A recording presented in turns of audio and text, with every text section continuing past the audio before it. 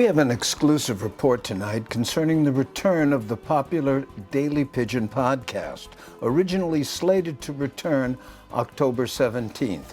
As it turns out, that date will be changing and many other aspects of the show as well.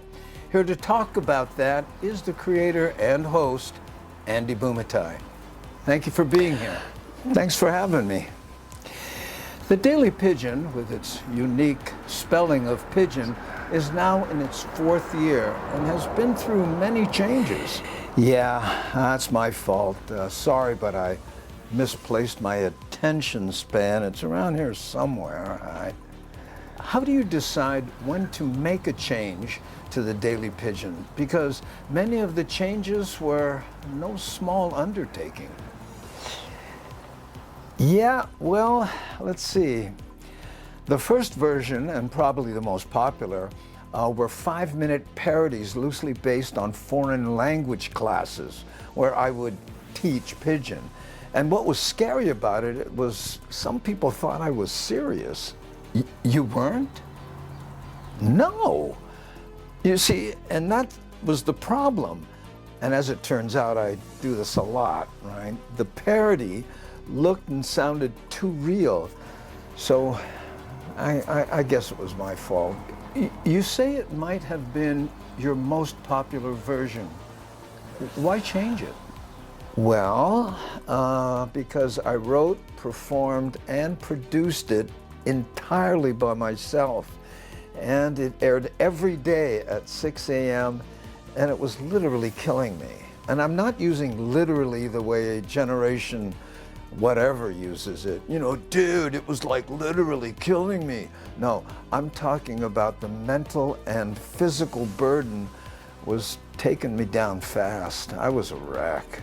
Is that when you went to the live broadcast format, which I heard happened by accident? Yeah.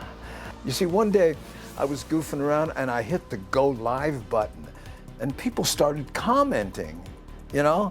And here it is 4 years later, and I'm still pushing the wrong buttons. So, but we did 500 shows in a row, you know, every day. So here we are 4 years later. How would you describe the Daily Pidgin today? Well, today the show is the result of a constant evolution, hopefully for the better.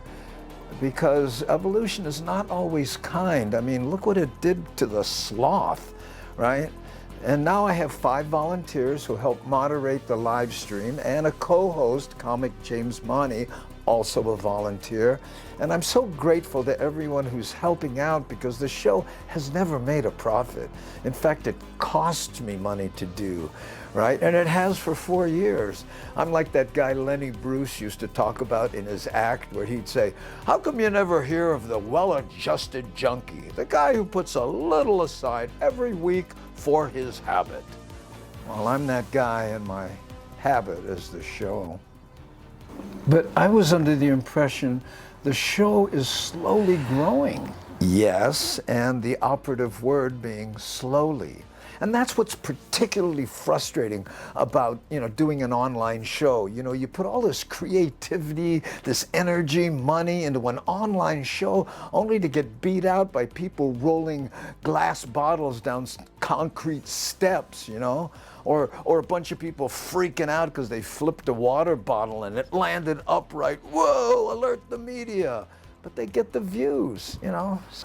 So how has all of this affected the return of the Daily Pidgin on October 17th? Well, I've decided to postpone the return until I figure out how to do a combination of produced content, you know, like this, and a live schedule, the style and frequency of which I haven't decided on yet. But I promise you, I won't be doing commentary in a parked car with what's written on my shirt and hat backwards, because even though I'm a social expert, I still haven't figured out how to flip a video image.